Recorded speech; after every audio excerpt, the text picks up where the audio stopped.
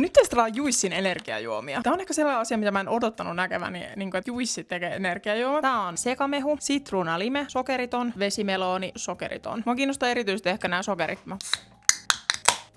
Tuoksuu ihan siltä Juissin sekamehulta. Okei, mä en voi uskoa, että tässä on sokeria. Tämä maistuu aika sellaiselta kevyeltä litkulta. Ensimaku on se niinku ihan juissi, mutta sitten tulee joku sellainen niinku, no ehkä no hiilihapot jotenkin. Ihan hyvä, mutta ei mitenkään niinku vau. En usko, että ostaisin tätä uudestaan. Näistä kahdesta mulla on korkeimmat odotukset. Tuoksuu sitruunalta. Paljon enemmän mun mieleen. Mä muutenkin ehkä tykkään enemmän tällaista sitruunalimestä. Hyvä ja raikas. Ja se on aika niin kuin, jotenkin ehkä vähän makua. Mulla tulee jotenkin kivennäisvesivipa ehkä näistä. Ja vesimeloni mua kiinnostaa erityisesti. Ja tää tölkki on ihan todella kaunis siis. Koska pitäähän ihmisellä olla kauniita juomia, niin katsotaan. Tuoksu vesimeloni, maku.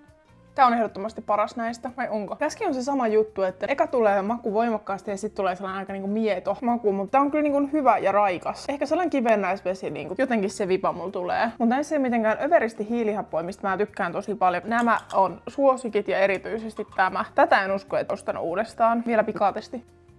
Tää oli parempaa nyt hyvin kakkoskerralla. En mä tiedä.